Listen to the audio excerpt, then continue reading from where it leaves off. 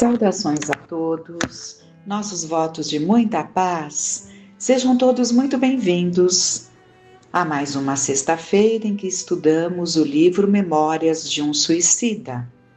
E o Camilo está nos trazendo justamente aquele período em que eles estavam observando a um dos internados ali na colônia Maria de Nazaré, em condições muito difíceis, como vimos, um obsessor ferrenho, responsável por induzir a tantos e tantos incautos a processos de subjugação hipnótica, a ponto de levar muitos que trazem ali as dificuldades a se deixarem arrastar pelos pensamentos de suicídio e até culminando em suicídios. Então, está sendo assim um momento muito importante desse aprendizado que o grupo de Camilo estava vivenciando nessa mudança, quando saem do hospital, e nos trazendo, né? Esse grande aprendizado, e nós paramos justamente quando é dito: continuai, porém, observando o que se passa em seus aposentos, né? Então vamos ver agora a intimidade de como se dava ali a situação deste interno, prestando seguidamente Agenor Peralva, se não me falha a memória, Agenor Peralva, prestando seguidamente a máxima atenção, fomos surpreendidos com acontecimentos que se desenrolaram com precipitação, os quais, por sua natureza altamente educativa, merecem narrados com especial carinho. E continua então o Camilo. A um gesto do preceptor, vimos que o paciente levantou-se a fim de acompanhá-lo submissamente, como que tocado por influências irresistíveis. Caminharam ao longo da galeria extensa, onde se localizavam as prisões, está entre aspas, né? Já explicamos muito bem como se configuravam essas prisões. Já explicamos? Não, nos foi explicado, não?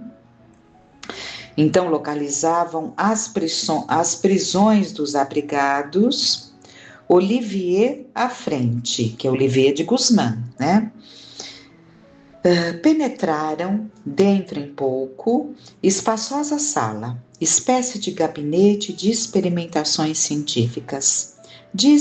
Dir-se-ia um tabernáculo, onde mistérios sacrossantos se desvendavam, afirmando ao observador o quanto conviria aprender e progredir em psiquismo para se tornar merecedor da herança imortal que o céu legou ao gênero humano. O citado gabinete mantinha-se perenemente saturado de vaporizações magnéticas apropriadas à finalidade para que fora organizado, as quais suavemente emitiam fosforescências azuladas, tênues, sutis, quase imperceptíveis à nossa visão, ainda muito débil para as coisas espirituais e absolutamente invisíveis à percepção embrutecida daquele que nelas penetrava a fim de se submeter à operação conveniente. Então, o paciente, no caso, né, que está sendo observado, ele não tinha a menor condição de perceber toda essa vibração azulada, tênue e sutil que penetrava ali. Sobre um tablado polido,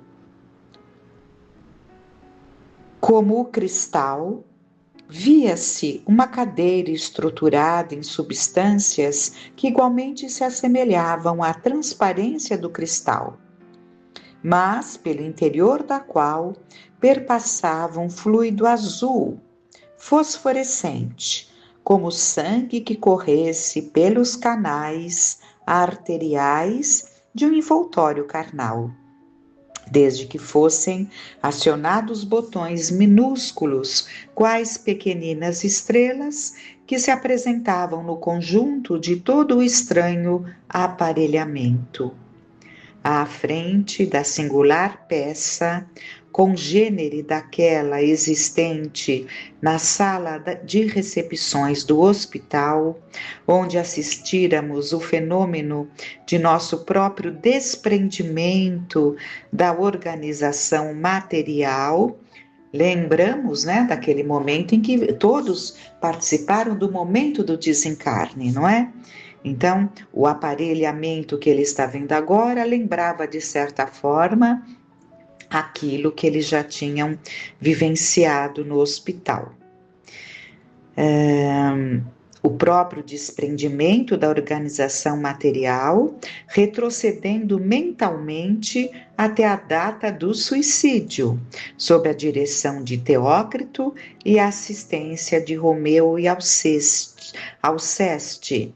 Destacava-se um quadrângulo de cerca de 2 metros, fulgurante qual espelho, placa fluido-magnética ultrassensível, capaz de registrar em sua imaculada pureza a menor impressão mental ou emocional de quem ali se apresentasse, e a qual vimos ensombrar-se gradativamente a entrada de Agenor, que é justamente esse obsessor, né? Agenor, como se hálito impuro a houvesse embaciado. Então, com a presença dele, muda-se ali a situação. Insofrido e curioso, perquiri, pondo reparo no aparelho e descuidando-me da discrição que conviria conservar. Então, o Camilo não se contém, não é? E fala: dir-se-ia um gabinete de fenomenologia transcendental? Qual a utilidade disso, reverendíssimo padre? Nos lembremos então que era um padre. Por quê? Com a vestimenta de um padre? Porque falava mais ao coração desses que estavam dentro do grupo de Camilo, né? Dentro desse processo de reajuste. Raciocinais bem, com efeito, trata-se de um sacrário de operações transcendentalíssimas, meu amigo. O aparelhamento que vedes, harmonizado em substâncias extraídas dos raios solares, cujo magnetismo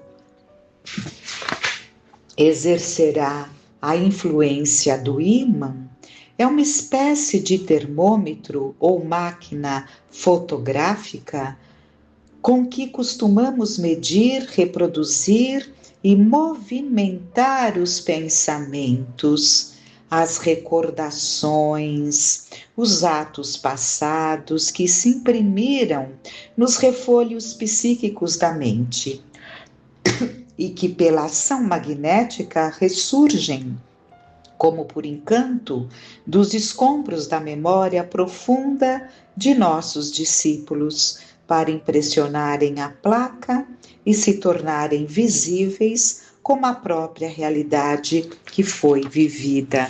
Então, aqui o reverendíssimo padre, como disse o Camilo, né, explicou a ele que se tratava assim, né, de um fenômeno transcendental e muito delicado, porque este aparelho refletiria,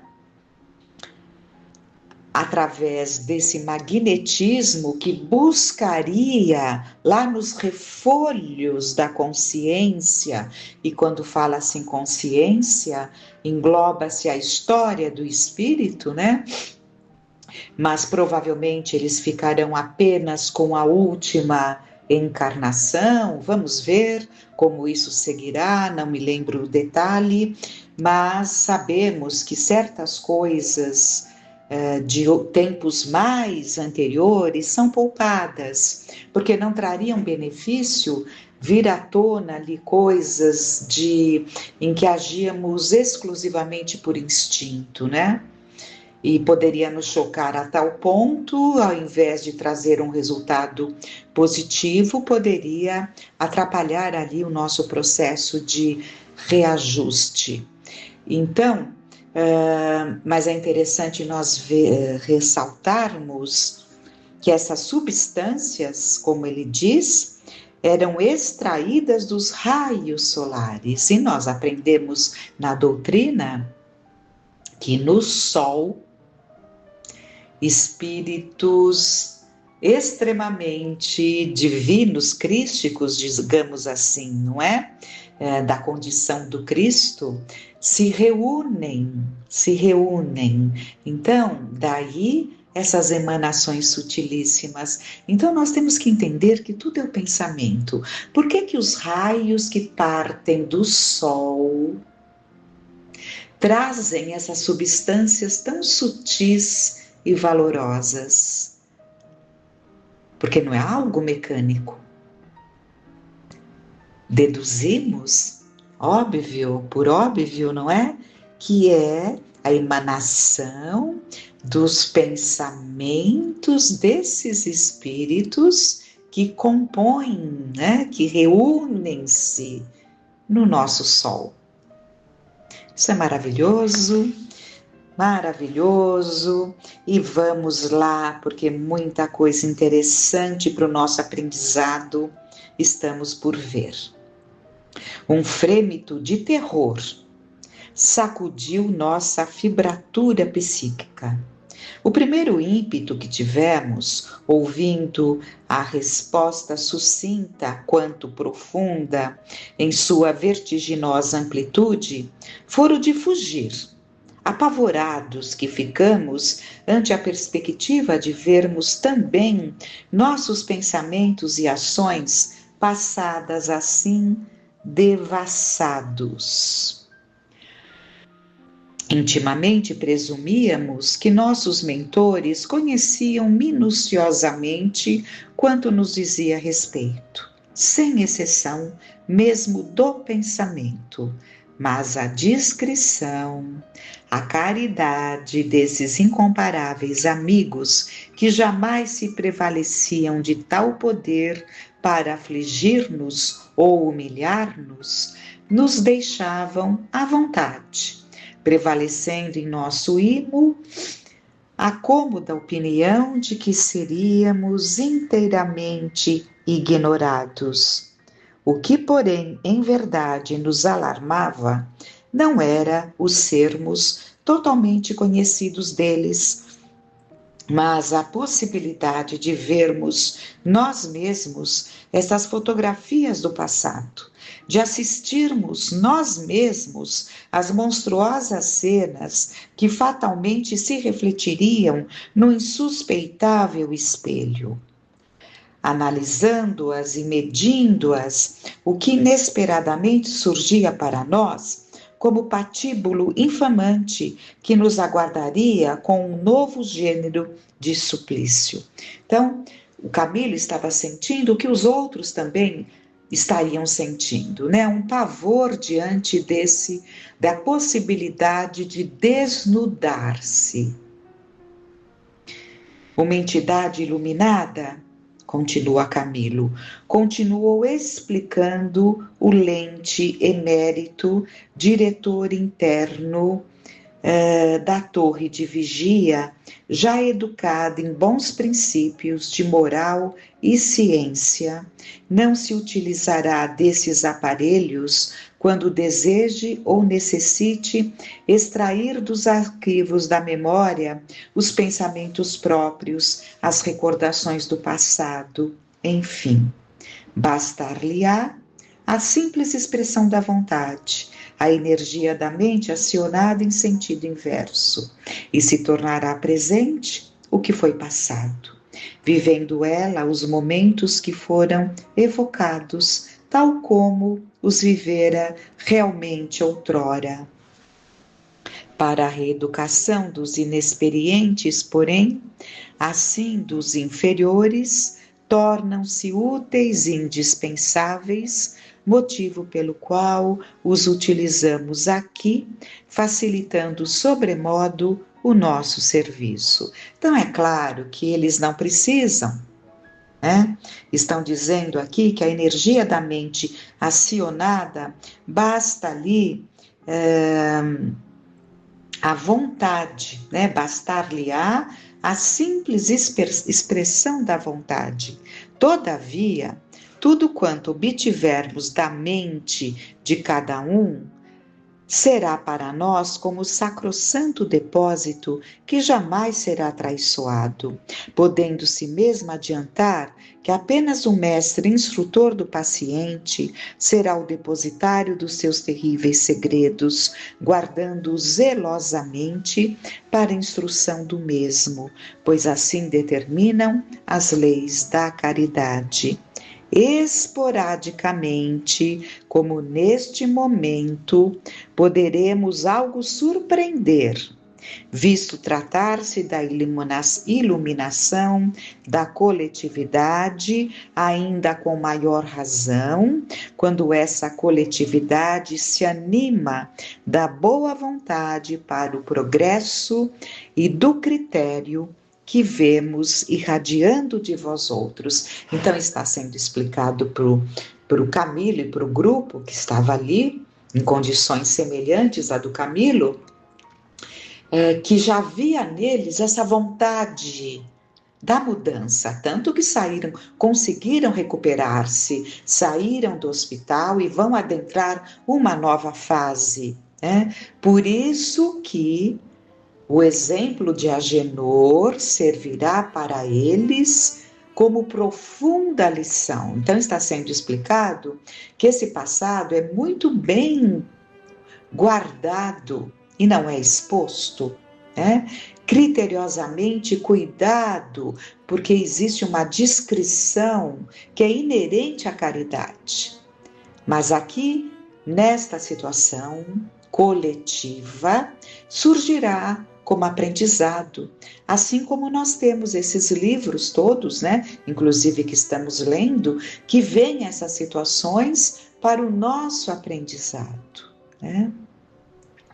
Então, vamos continuando.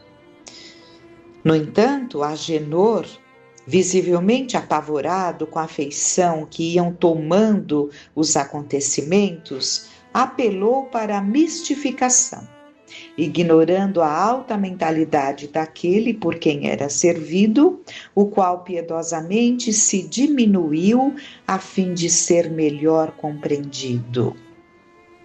Não, Senhor, meu mestre, não, Senhor, não fui mau filho para meus pais.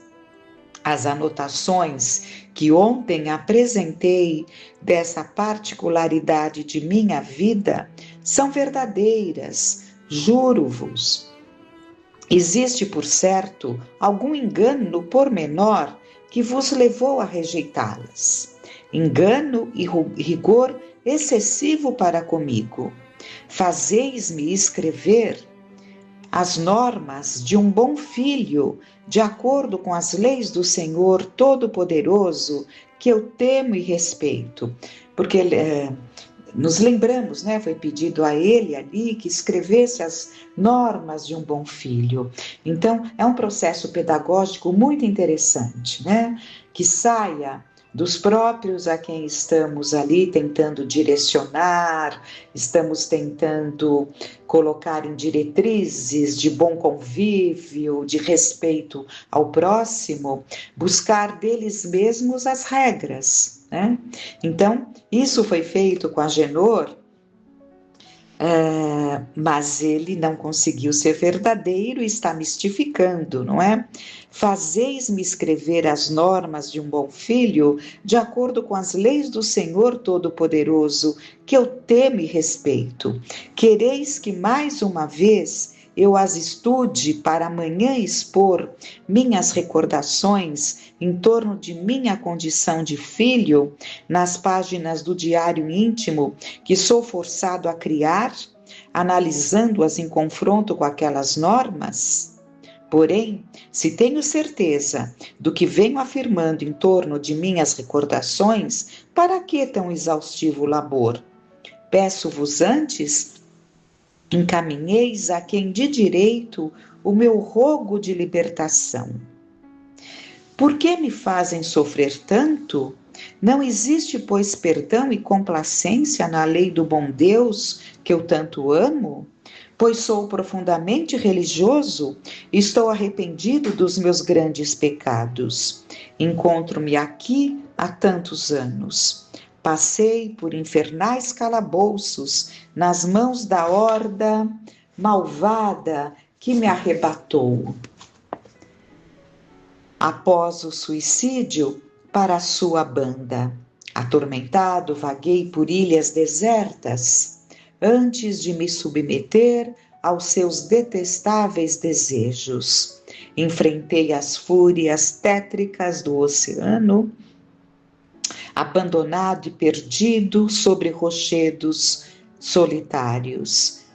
Durante 10 anos me vi acorrentado à cova imunda de um cemitério, onde sepultaram meu corpo asqueroso, enlameado e fétido. Perseguido fui por grupos sinistros de inimigos vingadores, batido como um cão raivoso, maltratado, como um réptil corroído por milhões de vermes que me enlouqueceram de horror e angústia, sob a tortura suprema da confusão, que nada permite esclarecer sem lograr compreender a trágica aflição de sentir-me vivo e deparar-me sepultado, apodrecido, devorado por imundos vibriões, que são os vermes, né? Carregaram-me, prisioneiro, os malvados, atado de cordas resistentes, e prenderam-me na própria sepultura em que jazia. Bem, quero dizer, vós já o sabeis, meu mestre, em que jazia aquela que eu amei. Sim, que eu desgracei e depois assassinei, temendo represálias da família, visto tratar-se de uma menina de qualidade aristocrata. Ninguém jamais identificou o assassino, mas aqueles malvados sabiam de tudo, e depois do meu suicídio, vingaram a morta. De tal forma, me vi perseguido que, a fim de me libertar de tal jugo e eximir-me dos maus tratos que recebia, tive de unir-me ao bando e tornar-me um similar, pois era essa a alternativa que me ofereciam. Devo, portanto, ter muitas atenuantes. Depois, além do mais, aprisionado por lanceiros,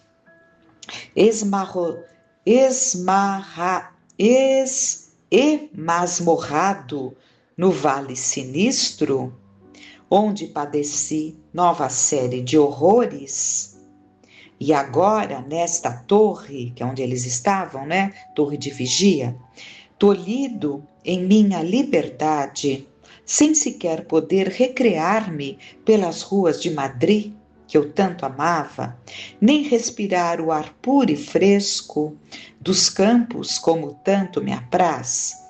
Sou ou não sou filho do bom Deus? Ou serei irmão do próprio Satanás? Demonstrando a mais singular serenidade, replicou o mentor generoso. Então, com muita calma, o reverendo vai se pronunciar depois de toda essa fala. Em ouvindo alguém estranho as tuas eternas queixas, Agenor Penalva, suporia, Penhalva, né? Penhalva, espanhol. Agenor Penhalva, suporia que se cometem injustiças no recinto iluminado pelos almos favores da magnânima diretora da nossa legião. No entanto, a longa série de infortúnios que expuseste teve origem apenas nos excessos pecaminosos dos seus próprios atos e na truculência dos instintos primitivos que conservas.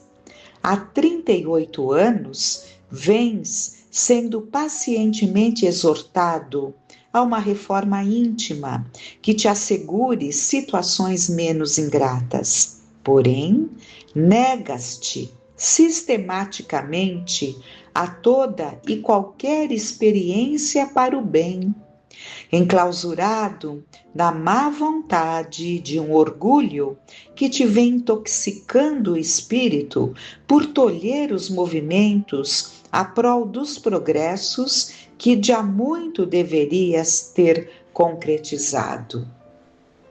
E ele continua, mas vamos refletir, 38 anos, preso à mesma atitude orgulhosa, preso à mesma atitude de não reconhecer os seus delitos, né? A ponto de desejar uma mudança. 38 anos. Daí, essa situação mais drástica, porque não vai ser fácil. Nós vamos ver que não vai ser fácil para ele ver na tela a realidade de tudo que ele vem camuflando na sua mente e até acreditando, porque tanto camuflamos, né, o que verdadeiramente somos, que passamos a acreditar naquilo que plasmamos para nós mesmos como verdade. Então, é um remédio drástico que nós vimos que não foi dado de imediato. Ele poderia, sem a necessidade do que ele vai viver agora, ter conseguido, trabalhando a própria consciência, porque tudo isso está na consciência dele, porque foram fatos reais. Ele mesmo poderia buscar, recordando-se da última encarnação.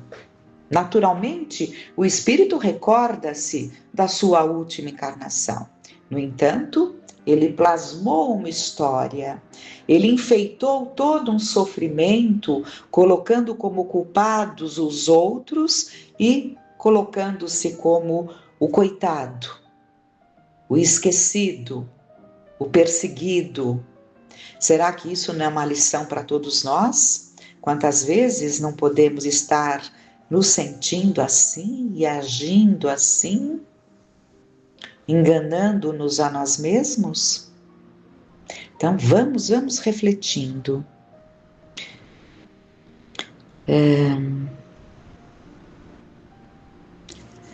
Então, bem sabes, aqui, grande complacência, negou-se a tudo, né? Intoxicando o espírito por tolher os movimentos a prol dos progressos de que há muito deverias ter concretizado.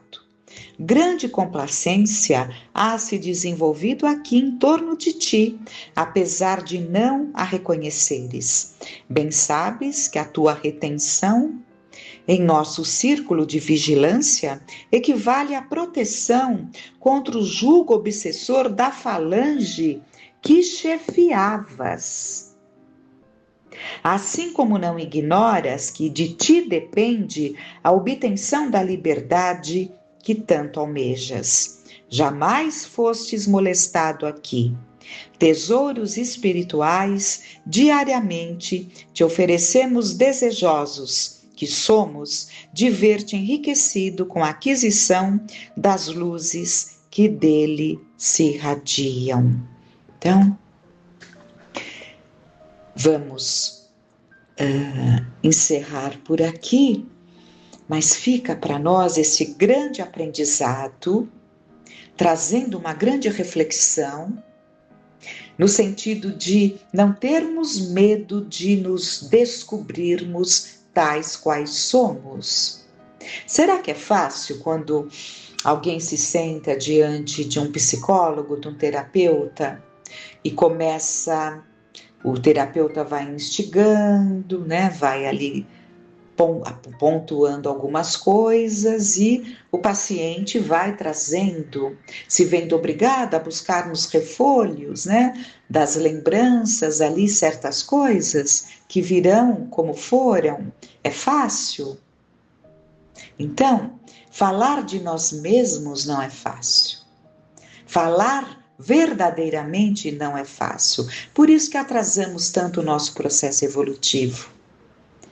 Porque vamos adiando esse mergulho em nós mesmos. Mas nós sabemos e temos aprendido que o homem regenerado, o homem de bem, não florescerá enquanto não mergulharmos em nós mesmos, reconhecendo verdadeiramente o que somos para o devido empenho na reforma íntima, como foi dito agora há pouco, para o Agenor Penhalva.